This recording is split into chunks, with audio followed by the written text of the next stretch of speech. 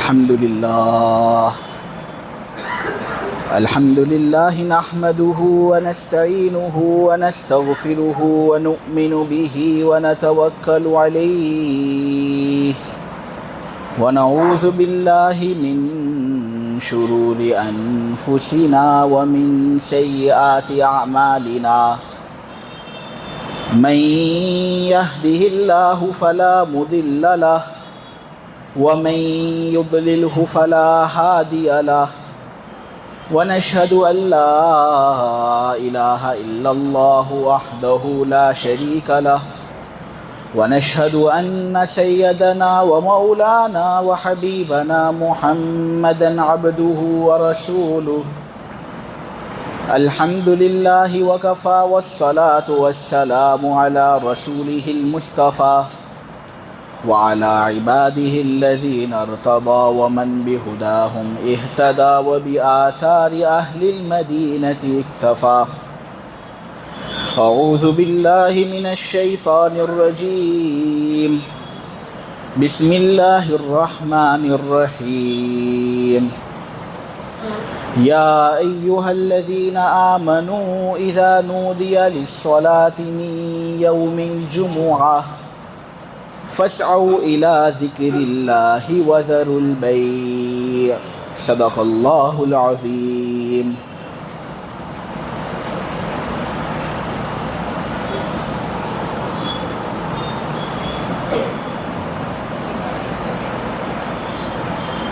جمعہ کا دن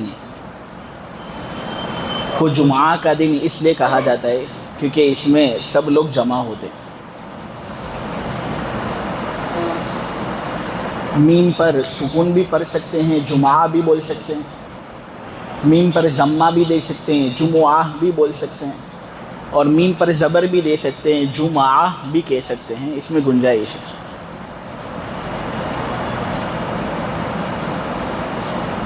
مکہ کے اندر جب نبی کریم صلی اللہ علیہ وسلم رہ رہے تھے تو وہاں پر تو لوگوں کا دین کے لیے جمع ہونا بہت دشوار تھا. لوگ آسانی سے جمع ہو نہیں سکتے تھے. تو وہاں مکی زندگی کے اندر تو جمعہ کی نماز شروع نہیں ہوئی. کئی سال نبی کریم صلی اللہ علیہ وسلم نے فردن محنت کی.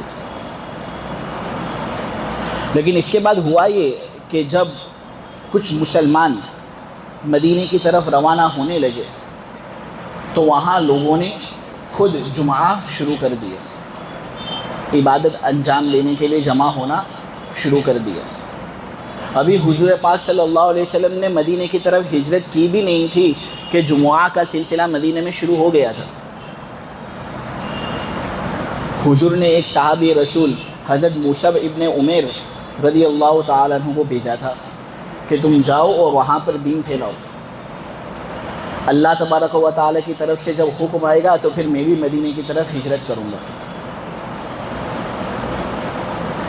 مصعب ابن عمیر نے دین پھیلایا اور پھر انہوں نے مناسب سمجھا تو یہ اور ان کے ایک ساتھی حضرت اسد ابن زرارہ رضی اللہ تعالیٰ عنہ دونوں نے مل کر لوگوں کو جمعہ کی نماز کے لیے جمع کیا. تب سے جمعہ شروع ہو گیا تھا. پھر حضور پاک صلی اللہ علیہ وسلم نے ہجرت کی تھی تو سب سے پہلے حضور کوبا پہنچے تھے 12 ربیع الاول کو. پیر کا دن تھا. صبح سویرے کوبا پہنچے اور کوبا کے اندر حضور پاک صلی اللہ علیہ وسلم کافی دنوں تک رہے. مسجد کوبا کی پھر تعمیر بھی اسی عرصے کے اندر ہوئی. اللہ کے نبی صلی اللہ علیہ وسلم جب جمعرات کے دن وہاں سے نکلے تو جمعہ کے دن مدینہ پہنچے اور محلہ قبیلہ بنو سالم ابن اوف کے اندر حضور کا گزر ہوا کہ حضور نے وہاں پر سب سے پہلے جمعہ کی نماز ادا کی. ہفتے کے اندر تو بہت سے دن ہوتے ہیں، سنیچر ہوتا ہے، اتوار ہوتا ہے، لیکن اسلام کے اندر سب سے افضل دن اگر ہفتے کے اندر کوئی ہو تو وہ میرے عزیز و جمعہ کا دن.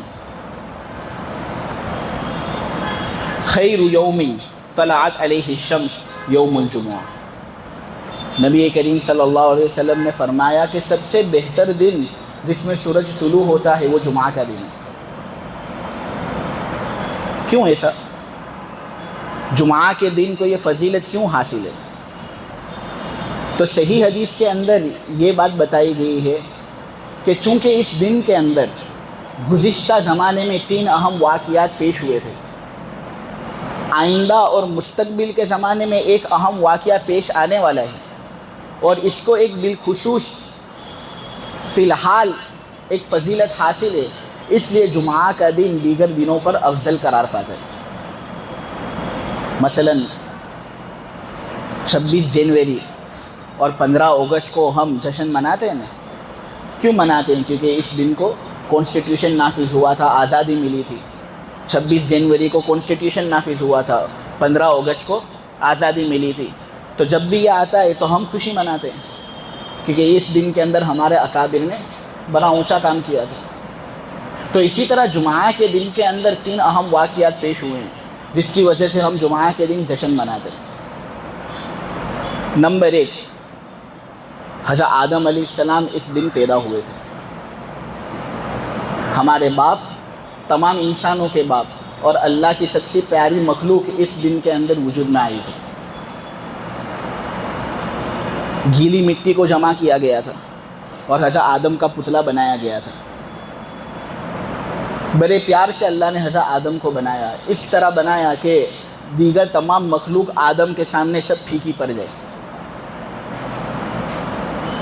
پھر اس مٹی کے اندر سرن پیدا ہو گئی، پھر وہ ذرا خشک ہو گئی، اس طرح کہ اس کے اندر سے کھن کھن کھن کھن آواز آ رہی تھی۔ اللہ نے پھر اس کے اندر روح ڈالی۔ جب اللہ نے آدم کے اندر روح ڈالی، وہ دن جمعہ کا دن تھا۔ بڑا آدمی اور انسانوں کی ابتدا اس دن ہوئی، اس لیے ہم جشن مناتے ہیں، کیونکہ اس کے اندر برکت ہوتی ہے۔ نبی کریم صلی اللہ علیہ وسلم بھی جس دن پیدا ہوئے نا، اس دن کے اندر برکت ہے، بہت برکت ہے۔ لیکن جشن منانا، فیسٹیول کرنا، تو اس کے اندر ہم دیکھیں گے صحابہ تابعین نے کیا تو کریں گے، نہیں کیا تو پھر ہمیں کوئی حق نہیں ملتا کہ ہم کریں۔ صحابہ تابعین نے نہیں کیا تو ہم نہیں کرتے۔ ہاں، لیکن جمعہ کا دن، اس میں تو جشن منایا ہے، صحابہ نے بھی، حضور نے بھی۔ تو یہ ایک واقعہ ہے جس کی وجہ سے ہم جمعہ کے دن کو بہت فضیلت دیتے ہیں۔ نمبر 2، اسی دن کے اندر اللہ تبارک و تعالی نے حضرت آدم علیہ السلام کو جنت میں داخلہ دیا تھا۔ حضرت آدم پیدا ہوئے، لیکن پھر ان کو اکیلا پن محسوس ہوا، آدمی اکیلا پن محسوس کرتا ہے۔ تو اس لیے ایک قول کے مطابق حضرت حوا کو حضرت آدم کی پسلی سے، اور ایک قول کے مطابق حضرت آدم کو جس مٹی سے بنایا گیا تھا نا، وہ باقی مٹی سے حضرت حوا کو پیدا کیا گیا۔ دونوں کو جنت میں داخلہ نصیب ہوا۔ جنت میں داخلہ کتنی اونچی بات ہے، اس لیے ہم جمعہ کے دن فضیلت مناتے ہیں۔ کیوں؟ کیونکہ اس دن حضرت آدم کو اور حضرت حوا کو، دادا دادی کو جنت میں داخلہ نصیب ہوا تھا، اس لیے۔ وہ تیسرا واقعہ جس کی وجہ سے ہم جمعہ کے دن جشن مناتے ہیں، اسی جمعہ کے دن دادا دادی نے لغزش کی، اسی جمعہ کے دن جنت سے ان کو نکالا گیا۔ ہم جشن مناتے ہیں۔ اور تم لوگ شاید سوال کرو گے کہ اخراج کون سی اچھی بات تھی کہ اس میں جشن منایا جائے؟ جنت سے ان کو نکالا گیا جمعہ کے دن، لیکن اس نکالے جانے میں کون سی حکمت تھی کہ اس کی وجہ سے حضور کہہ رہے ہیں کہ ہم جشن مناتے ہیں؟ تو دیکھو، اگر اس کے 2 پہلو ہیں۔ حضرت آدم علیہ السلام کو جو جنت سے نکالا گیا نا، حضرت حوا کو جو جنت سے نکالا گیا، اس کے 2 پہلو ہیں، ایک ظاہری پہلو اور ایک باطنی پہلو۔ ظاہری پہلو کو اگر ہم دیکھیں نا تو واقعتاً بہت برا ہوا کہ حضرت آدم علیہ السلام مستی کے اندر تھے، وہاں نہ بھوک لگتی تھی نہ پیاس لگتی تھی، وہاں کپڑے تھے، فرشتوں جیسی حالت تھی، کوئی کلفت نہیں۔ جس وقت ان سے لغزش ہوئی، جنت سے ان کا اخراج ہوا، تو جو فرشتے والی صفت تھی وہ سب چھین لی گئی، اور بہیمیت نے سر ابھارا۔ حضرت آدم علیہ السلام لباس والے تھے لیکن ان کو بے لباس کر دیا گیا۔ بھوک آتی نہیں تھی لیکن اب بھوک کی ضرورت محسوس ہونے لگی۔ پیاس کبھی ستاتی تھی نہیں لیکن اب پیاس بھی آ رہی ہے۔ وہ دنیاوی سب ضرورتیں جو ہم محسوس کرتے ہیں نا، کبھی سر میں درد ہو رہا ہے، کبھی پیٹ میں درد ہو رہا ہے، کبھی گھٹن میں درد ہو رہا ہے، تو یہ سب چیزیں حضرت آدم علیہ السلام کو پیش ہونے لگے۔ تو یہ اعتبار سے اگر ہم دیکھیں نا تو بہت برا ہوا، لیکن اگر ہم باطنی پہلو دیکھیں نا تو اس اخراج کے اندر نعمت عظمیٰ ہے، بڑی نعمت۔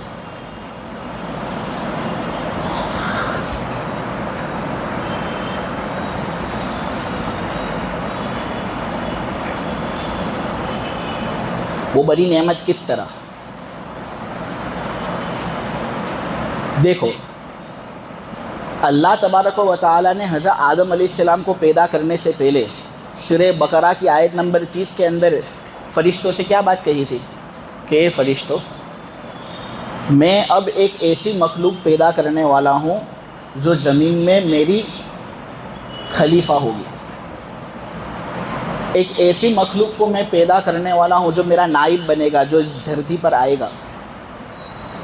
اب اگر جنت سے ان کو نکالی نہ جاتا تو پھر اللہ کی خلافت ہم کو اس زمین پر ملتی کس طرح؟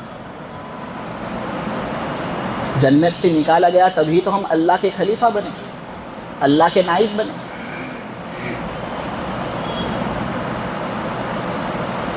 اور پھر یہ جو نظام عالم شروع ہوا نا، اس کے اندر کیا اللہ کو پسند ہے؟ اللہ کو یہ پسند ہے کہ مخلوق گناہ کرے، توبہ کرے، اور اللہ ان کی توبہ قبول کرے۔ مسند احمد کی ایک روایت ہے، حضرت ابو ہریرہ رضی اللہ تعالیٰ عنہ بیان کرتے ہیں، اللہ کی قسم جس کے قبضے میں میری جان ہے، اے بنو آدم، اگر تم گناہ کرنا چھوڑ دو نا تو اللہ تم کو مٹا دے اور ایسی مخلوق کو پیدا کرے جو گناہ کرے، توبہ کرے، اور اللہ ان کی توبہ قبول کرے۔ اللہ کو بہت پسند ہے یہ، بندے گناہ کرتے ہیں پھر توبہ کرتے ہیں اور پھر اللہ ان کی توبہ قبول کرے، اللہ کو بہت پسند ہے یہ۔ تو اب جب جنت سے آدم علیہ السلام کا اخراج ہوا تبھی تو یہ گناہ، اس کے بعد توبہ، اس کے بعد توبہ قبول کرنے والا نظام شروع ہوا نا، اور اللہ کو پسند ہے، معلوم ہوا جنت سے اخراج اچھی بات تھی۔ میں ایک مثال سے آپ لوگوں کو سمجھاؤں۔ ایک بہت ذہین طالب علم تھا جو اسکول کے اندر پڑھ رہا تھا۔ وہ اسکول جو اس کی تھی بہت بڑی نہیں تھی لیکن کافی اچھی تھی، چھوٹی اسکول تھی۔ اس میں اس سے ایک معمولی لغزش ہو گئی اور پرنسپل نے کہہ دیا کہ اب بھائی تم اسکول سے باہر، اب آنا مت۔ اس نے بہت ٹرائی کیا، بہت کوشش کی کہ یار میرا داخلہ ہو جاوے، اگر مجھے اس طرح رسٹیگیٹ کیا گیا، اگر یہاں سے مجھے سسپینڈ کیا گیا تو پھر میں کہاں جاؤں گا۔ بہت لاگ واگ کی لیکن پرنسپل سر مانے ہی نہیں، نکال ہی دیا اس کو باہر۔ اب اس کے بعد یہ آدمی کسی دوسری یونیورسٹی کے اندر جاتا ہے جو اس سے بڑی ہے، وہاں ایگزام وغیرہ دیتا ہے، پاس ہو جاتا ہے، اور وہاں کلاس کے اندر اس کا اول نمبر آتا ہے۔ بہت محنت کرتا ہے کیونکہ پہلے لغزش ہو چکی تھی نا اس سے، اب وہ چاہتا ہے کہ وہ پہلے والی لغزش کرنی نہیں ہے مجھے، تو وہ اور محنت کرتا ہے اس نے اسکول کے اندر، نئے مدرسے کے اندر، یہاں تک کہ ہر سال اس کا اول نمبر آتا ہے۔ اول نمبر آتا ہے، اسکول ٹیچرز بہت امپریس ہو جاتے ہیں اس سے، تو وہ کہتے ہیں کہ بھائی تو فارغ ہونے کے بعد یہاں پر ہی مدرس بن جا، یہاں پر تجھے ٹیچر بننا ہے۔ پھر اور کئی سال گزرے کہ وہ اس اسکول کا پرنسپل بن گیا۔ اب میں آپ لوگوں سے ایک سوال کروں کہ اگر وہ پہلے مدرسے اور اسکول سے نکلتا ہی نہیں تو کیا اب وہ پرنسپل ہوتا؟ بالکل نہیں۔ حضرت آدم علیہ السلام کا جنت سے نکلنا اسی طرح ایک نعمت تھی جس طرح اس بچے کے لیے پہلے اسکول سے نکلنا ایک نعمت تھی۔ ہم اب مختلف درجوں پر فائز ہو سکتے ہیں، جنت کا حقیقی لطف ہم اس کو اب محسوس کر سکتے ہیں، ورنہ اگر ہم پہلے سے جنت میں ہوتے تو ہمارے خیالوں کے اندر بات آتی ہی نہیں کہ اس سے کچھ اونچا درجہ ہے یا نہیں، اس سے کچھ نیچا درجہ ہے یا نہیں، کیونکہ سب اپنی مستی کے اندر سب اپنے مشغلے کے اندر، سب مزے کے اندر. لیکن اب جب ہم دنیا کے اندر ہے، یہ سب چیزیں ہم محسوس کر رہے ہیں، تو ہم لوگوں کو پتہ چلا کہ جنت کے اندر بھی درجے، زیادہ نیکیاں کریں گے تو اونچا درجہ، کم نیکیاں کریں گے تو نیچا درجہ. تو مختلف درجوں پر فائز ہونے کا موقع ملا. یہ ایک واقعہ ہے جس واقعے کی وجہ سے جمعہ کے دن کو فضیلت حاصل ہے. اسی طرح ایک مستقبل کے اندر، فیوچر کے اندر آنے والا واقعہ ہے جو جمعہ کے دن ہوگا، اس لیے ہم جمعہ کو بہت اونچا سمجھتے ہیں. نبی کریم صلی اللہ علیہ وسلم نے فرمایا قیامت کا دن بھی جمعہ کے دن ہی برپا ہوگا. کافر لوگوں کے لیے قیامت اگرچہ بری ہے، لیکن ایمان والوں کے لیے نعمت ہے، کیونکہ ان کو اس دن جنت میں داخلہ نصیب ہوگا یا نہیں. اس لیے جمعہ کو فضیلت حاصل ہوئی. اور جمعہ کو پھر ایک بالفعل خصوصیت بھی حاصل ہے جو پیر، شنیچر، اتوار کسی دن حاصل نہیں. صحیح حدیث کے اندر ہے، حضور پاک صلی اللہ علیہ وسلم نے کہا کہ جمعہ کے دن کے اندر ایک گھڑی ایسی ہے کہ جس گھڑی کے اندر کوئی مسلمان بندہ اللہ سے کوئی خیر مانگتا ہے، اللہ ضرور ضرور ضرور اس کو وہ خیر عطا کرتے. فلا شک کافی، کوئی شک نہیں اس میں. یہ گھڑی چونکہ دوسرے دنوں کے اندر نہیں ہے، جمعہ کے دن کے اندر ہے، اس سے ہم جمعہ کے دن جشن مناتے ہیں. اب یہ گھڑی کب آتی ہے؟ تو اللہ نے اس معاملے کو مخفی رکھا ہے. ہیرے، جواہر، موتی، یہ جو چیزیں ہوتی ہیں آدمی کا سب کے سامنے اس کو ظاہر کرتا ہے؟ نہیں. قیمتی چیزیں ہوتی ہیں آدمی اس کو چھپاتا ہے. قیمتی چیزوں کو چھپایا جاتا ہے. یہ دستور ہے اللہ کا بھی، ہمارا بھی. اس لیے اس قیمتی گھڑی کو اللہ نے چھپایا تاکہ لوگوں کو اور اس کی قدر ہو.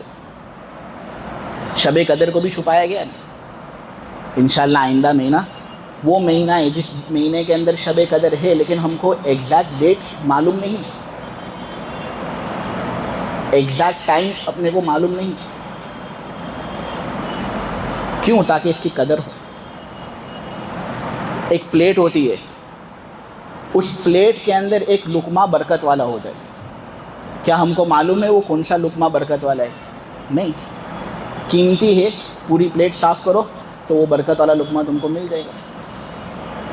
اللہ کا اسم اعظم سب سے بڑا نام، جو آدمی بھی اس نام کو لے کر دعا مانگتا ہے اس کی دعا 100% پوری ہوتی ہے. وہ ہم کو معلوم نہیں. کیوں؟ قیمتی ہے اس لیے. مصلیت بھی ہے، آدمی ہر ذکر کو اسم اعظم سمجھے، اس لیے اسم اعظم کو چھپایا گیا. آدمی پوری پلیٹ صاف کرے، اس لیے برکت والے لقمے کو چھپایا گیا. رمضان کی ہر رات کو آدمی جاگے، عبادت کرے، اس لیے شب قدر کو چھپایا گیا. اور جمعہ کا پورا دن آدمی عبادت کے اندر لگا رہے، اس لیے اس ساعت کو چھپایا گیا. 45 اقوال لکھے ہیں علماء نے، 45 اقوال لکھے ہیں. سیوطی نے جو موطا کی شرح لکھی ہے التنویر الحوالک، اس کے اندر 45 اقوال علامہ سیوطی نے بیان کیے. اس کے اندر 2 قول سب سے زیادہ اونچے راجح. ایک قول تو یہ کہ جب امام صاحب ممبر پر آتے ہیں، بیٹھتے ہیں، تو اس بیٹھنے سے لے کر جمعہ کی نماز کا سلام پھرنے تک جو وقت ہوتا ہے یہ ساعت اجابت والا وقت ہے. صحیح حدیث مسلم شریف کے اندر ہے، ابو موسیٰ بیان کرتے ہیں رضی اللہ تعالی عنہ، انہوں نے اس وقت کی تعین کی. تو آدمی اس گھڑی کو چھوڑے نہیں. لیکن جب امام صاحب خطبہ پڑھ رہے ہوں تب ہم کو دعا نہیں مانگنی. جب امام صاحب قرات کر رہے ہوں تب ہم کو دعا نہیں مانگنی. پہلے امام صاحب بیٹھیں گے تو اذان شروع ہونے سے پہلے کچھ وقت باقی رہتا ہے نا، اس میں مختصر دعا ہو جاوے. پھر امام صاحب پہلا خطبہ دے کر بیٹھتے ہیں تو اس بیٹھنے کے اندر مختصر دعا ہو جاوے. نماز شروع ہونے کے اندر اقامت سے پہلے کچھ وقت ہے اس میں تھوڑی دعا مانگ لے. قاعدہ اخیرہ جو ہے وہ تھوڑا لمبا ہو جاوے جمعہ کے دن، کیا حرج ہے؟ ہم جو دعائے مغفرت پڑھتے ہیں اس کے بعد ذرا 2-3 منٹ دعا مانگ لیں. میرے عزیزو، یہ وقت جو دعا مانگنے کا ہے نا، جمعہ کے بعد جو وقت ہے اس سے افضل یہ ہے کہ ہم اس قاعدے کے اندر دعا مانگیں، عربی کے اندر. یہ ثابت ہے. تو ایک وقت یہ. اور دوسرا وقت جو اس سے زیادہ راجح ہے، امام احمد کہتے ہیں اکثر احادیث اسی سلسلے میں ہے، یہ بھی صحیح طریقے سے ثابت ہے، وہ یہ ہے کہ عصر کی نماز پڑھ کر غروب تک کا جو وقت ہے اس کے اندر ایک گھڑی چھپی ہوئی ہے، آدمی اس گھڑی کے اندر دعا کرے۔ عبداللہ ابن سلام نے بڑے یقین کے ساتھ کہا ہے کہ اس گھڑی کے اندر ساعت ہے، وہ ساعت ہے جس کے اندر مغفرت کی امید کی گئی ہے۔ اللہ تبارک و تعالی کہنے کو قبول فرمائے، سننے کو قبول فرمائے، سب سے زیادہ عمل کی توفیق عطا فرمائے۔ 5 منٹ ہے اور تو ایک جمعہ کے دن کی فضیلت میں نے آپ لوگوں کے سامنے بیان کر دی۔ جمعہ کے دن کیا کام کرنے ہیں ہم کو؟ تو سب سے پہلا کام جمعہ کی نماز ادا کرنی ہے۔ جمعہ کی نماز ادا کرنے سے پہلے 2 اذانیں دی جاتی ہے، ایک جو وقت شروع ہوتا ہے تب، اور نمبر 2 خطبے سے پہلے۔ آدمی کام دھندہ کب چھوڑے؟ تو اس سلسلے میں دونوں طرح کے اقوال موجود ہیں، لیکن دیکھا جاوے کہ مسجد سے ہم قریب رہتے ہیں یا دور رہتے ہیں۔ اگر ہم مسجد سے قریب ہیں تو خطبہ جب شروع ہونے والا ہونا ہے اس سے پہلے کی جو اذان ہے اس اذان کے ہوتے ہی سب چیزیں ہم چھوڑ دیں اور تیز چل کر ہم جمعہ کے اندر شریک ہوں۔ یہ واجب ہے، قرآن کے اندر اس کا وجوب ہم کو ملتا ہے۔ لیکن اگر ہم دور رہتے ہوں مسجد سے تو پھر اس وقت پہلی اذان کے وقت ہی سب چھوڑ دینا ہے تاکہ ہم خطبے سے پہلے مسجد کے اندر آ جائیں۔ خطبہ سننا واجب ہے۔ جمعہ کے دن دوسرا کام جو کرنے کا ہے وہ یہ ہے کہ ہم خوب اللہ کے نبی صلی اللہ علیہ وسلم پر درود بھیجیں۔ یہ کام تو ایسا ہے کہ اللہ خود بھی رحمتیں بھیجتا ہے، درود پڑھتا ہے، فرشتے بھی درود پڑھتے ہیں، اور ہم تو عاجز ہیں، ہم نبی کریم صلی اللہ علیہ وسلم پر کیا درود بھیجیں؟ اس لیے ہم اللہ سے ہی درخواست کرتے ہیں کہ اے اللہ، سب سے زیادہ رحمتیں بھیجنے والا تو ہی ہے، اس لیے تو سب سے کامل رحمت محمد صلی اللہ علیہ وسلم پر بھیج دے۔ درود کا یہ مطلب ہوتا ہے۔ درود کے اندر سب سے افضل درود وہ درود ہے جو ہم نماز کے اندر پڑھتے ہیں، اس درود کا اہتمام ہو۔ دیکھو درود بہت اونچا درجہ رکھتا ہے۔ مواہب لدنیا کے اندر تفسیر کشیری کے حوالے سے یہ بات نقل کی گئی ہے کہ ایک آدمی بہت گنہگار قیامت کے دن پھنسا ہوا ہوگا، اس کے پلڑے مذبذب ہو رہے ہوں گے، یہاں تک کہ نیکیوں کا پلڑا ہلکا ہو جائے گا اور گناہوں کا پلڑا بوجھل ہو جائے گا۔ آدمی خوب ٹینشن میں کہ میرا کیا حال ہے۔ اتنے میں ایک آدمی ہوگا اور سر انگشت کے بقدر ایک پرچی لے گا اور نیکی کے پلڑے کے اندر اس کو ڈالے گا، نیکی کا پلڑا بھاری ہو جائے گا۔ وہ آدمی بہت خوش مست و مگن اس آدمی کے پاس جائے گا اور کہے گا میرے ماں باپ آپ پر قربان، آپ کون ہو، آپ کی وجہ سے میری نجات ہو گئی۔ وہ آدمی اپنا چہرہ بتائے گا اور کہے گا میں تیرا نبی محمد صلی اللہ علیہ وسلم ہوں، تو نے زندگی کے اندر ایک درود مجھ پر بھیجا تھا، اس درود کی وجہ سے آج تیری نجات ہو گئی۔ درود کا مقام، امام شافعی کو خواب میں امام مزنی نے دیکھا، روضۃ الاحباب کے اندر یہ بات ہے۔ خواب کے اندر دیکھا تو امام مزنی نے امام شافعی سے پوچھا کہ امام آپ کا کیا حال ہوا؟ امام نے کہا بھائی بہت ٹینشن میں تھا، مجھے خود معلوم نہیں میرا حال کیا ہونے والا ہے، لیکن ہوا یہ کہ میں نے ایک درود میری زندگی کے اندر پڑھا تھا، وہ درود اللہ کو اتنا پسند آیا کہ اللہ نے میری بخشش کر دی۔ وہ درود تھا اللہم صلی علی محمد کلما ذکرہ الذاکرون وکلما غفل عن ذکرہ الغافلون۔ اللہ تبارک و تعالی عمل کی توفیق عطا فرمائے۔